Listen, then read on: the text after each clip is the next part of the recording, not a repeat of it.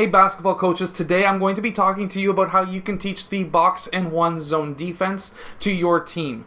Now in theory, it seems like a very simple defense to run. You basically have 4 players playing in a box zone, and then you have one player who is dedicated to guard the other team's best player. And we have seen this ran even at the NBA level with the Toronto Raptors going up against some of the better teams who have one really good player. For example, Steph Curry of the Golden State Warriors. And this is, in my opinion, one of the best defenses to run at the youth level if you're going up against a team that has one really good player, because you could really shut down a team. Now, I know it's controversial to run zone defenses at a youth level, but if your league is allowing it, it's going to happen against you anyways, so you might as well teach it, especially if you're going up against a team that may just have that one player. So, let's get down to the clipboard. I'll basically explain to you how I like to explain it to my players. So I would have my team gather around the clipboard, and if it's the first time I've ever explained it to a team, I would say, okay, so we're going to have our taller players down low. We're going to have generally our best defender defending the other team's best defender, and then we're going to have 2 of our fastest players along the free throw line. Now their zones are there to defend the paint. We are not worried all that much around the 3-point line.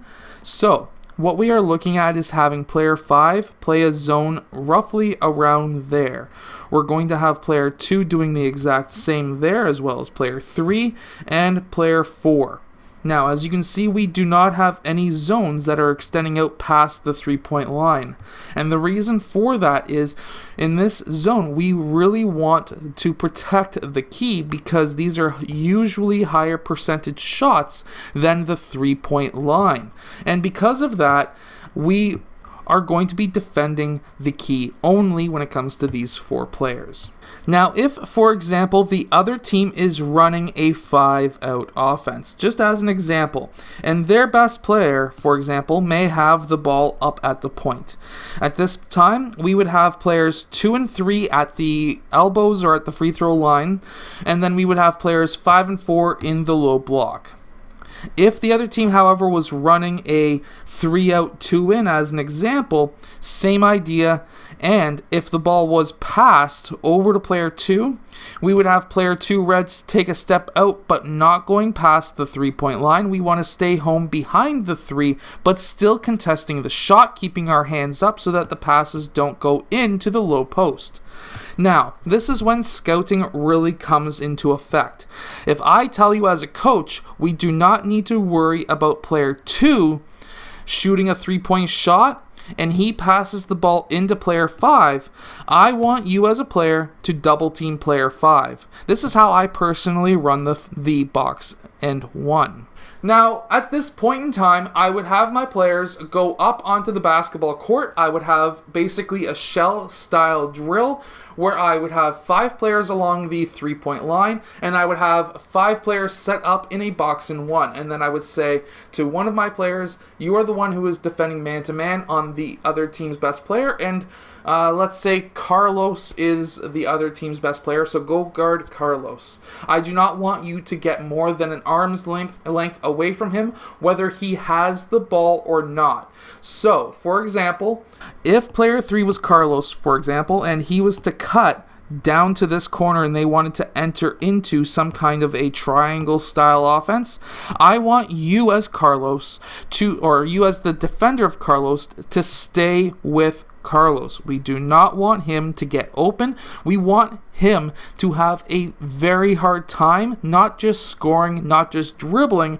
but also having a hard time to even receive that ball.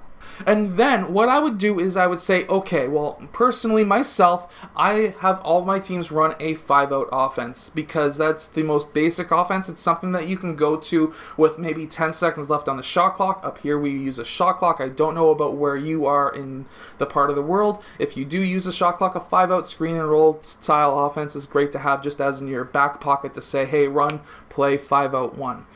And from there, at that point, I would just say, hey, run our 5-out, and let's see how we can handle that other team. Don't score until you are either wide open or don't go to score until I say to go and score. And then at that point, I would have them run through just a simple 5-out pass and screen away, pass and cut, pass and screen 4, things like that, and have them really be able to defend with the box and 1. And I would run it through for about maybe 2 or 3 minutes and maybe 1 or 2 shots during that time. And then we would move on to the second part. Now the second part is a little bit more difficult, and this is not necessarily for younger players, but if you're coaching the middle school or even the high school level and they're not like beginners, this is kind of the second part of the box and 1. And from there, what I like to run is, if there was a screen, I want player 1, who was the man on the defender, that one player, I want him to try and fight through that screen. And anytime there's a screen, I really want him to fight over the screen. Never fight under if you're playing in a box and 1. The reason for that is if you're fighting over the screen, you have a higher chance of being able to stick with and stay with your defender. At this time, I would still have player 3 up. I would be having player 3 contest the shot if player 3 was coming off of that screen to take that shot. This is called hedging. So I would have player 3 hedging. If this was a solid screen, for example, if a massive center was setting that screen, and our main defender was unable to get around that screen, and he tries his hardest to get around that screen, and he just cannot. I also want player 2 to pop in as well to protect against that roll. And from there, I would have player 1 say switch. Now this is very important because now player 3 is now man on, and our best defender is now coming back down and to defend player 3's position. That is until this roll is gone.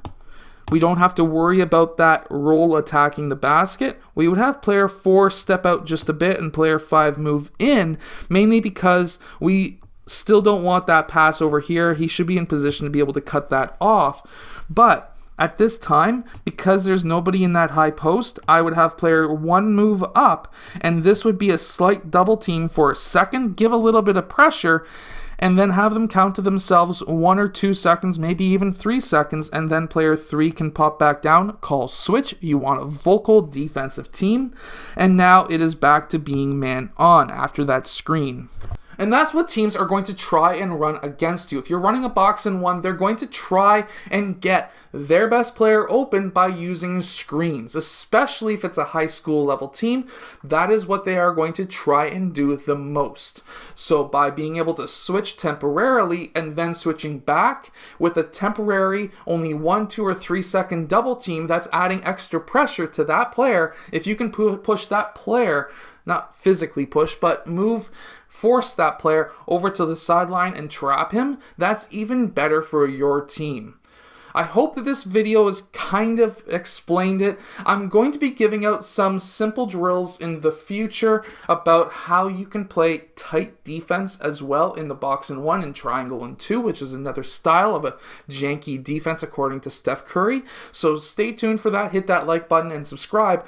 I always like to teach my players on the clipboard as well as in person. Every player learns differently. We have to remember that, and that's why I like to teach them on a clipboard as well as in person. I hope that you have enjoyed today's video. If you have, hit that like button and subscribe, and I'll see you guys again next time.